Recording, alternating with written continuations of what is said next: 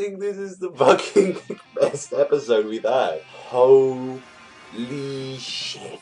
Like, I thought episode 6 was off the chain, but episode 7, this is something that they should have left for a long time, but boy was it done fucking well.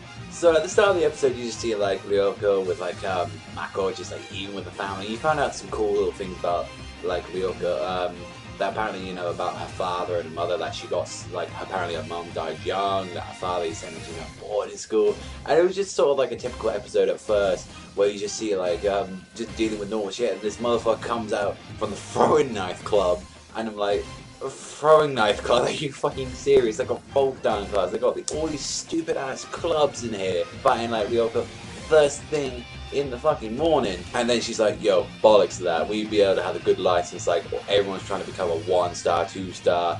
You know, it's saying like making all these clubs, and then say that you can have like the freaking life of luxury if you beat Ryuuko. So she said, fuck it, I'm gonna make them the life of luxuries myself. And she decides to make a fight club. Like, and she actually ends up making MAKO become president, because it's like, yo, you got to deal with all this fucking paperwork, you got to do all these freaking meetings at the morning, and she's like, actually MAKO can fucking deal with this, and she fucking freaked out. And by this, like, with just Ryuuko doing like all the fighting and MAKO just doing all the grunt work, like, these guys actually improved their family life. Like, they were actually enjoying themselves by taking down a lot of clubs. And oh my god, when they were like at the 1-star part of this episode, oh my god, there was a song that just came on, and it was just fucking beautiful song. It was just so good. If anyone knows what that OST is, that let me know, because that was fucking some great shit. Like, and then you even see that they keep doing this, and they're like still the normal family, but they're just like living in more in a comfortable environment with actual like proper stuff.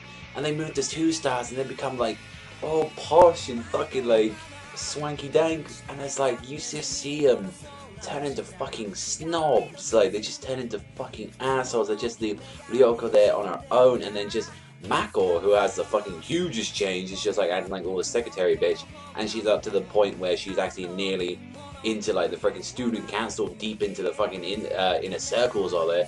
Like, she was pretty close to like pretty much, I think, overtaking the school with like a freaking fight club. And it ended up with just saying, Ryuuko saying, yo, I fucking had it. I've had it, I quit. And she's saying, you can't quit, we're still on a fucking roll. We need to get into the freaking student club. We need to become like 3 stars and shit. And like Sasuke just ends up freaking like sending her 2 stars, saying, well, you can go and fight her. And you just see she's got the freaking Jotaro look in a Fight Club uniform, and you just see Ryuuko versus MAKO, and that was a very fucking emotional fight. It just made me feel disgusted with MAKO's parents and little brother when they were just there cheering in the stands as they're like all filled up with bling, and it just, I felt like they were such fucking scumbags then. And just in the end, like, Sasuke proved, which I like, because she was actually proving Ryuuko a lesson here, that greed will lead to the downfall. And say, you know, humans do act like that. If anyone had that opportunity there, I'm pretty sure everyone there would have taken that. No bullshit there. Like, don't believe that you would take that opportunity if that right. If you never had to worry about money, like issues at all, like anything like that.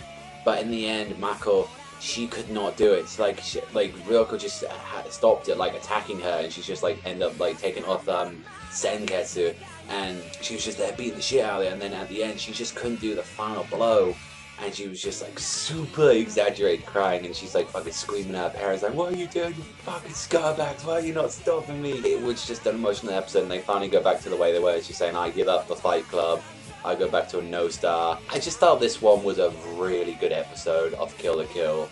Like, I still think this is one of the best ones we've had. I mean, the start, yeah, it was sort of the predictable shit we got, but at the end that came like really good and enjoyable. So it wasn't the perfect episode. If this was like, if I was giving this like just the episode itself out, but if all I saw was Kill la Kill, I'd say this is a 10 out of 10. But with that little start, I'd definitely say this is a 9 out of 10 this week. This one was a fucking great episode. Let me know what you think in the comment section below, but that's all from me. I want to thank you very much for watching. Remember, Savagezweipanda, sign out, and I'll see you guys next time.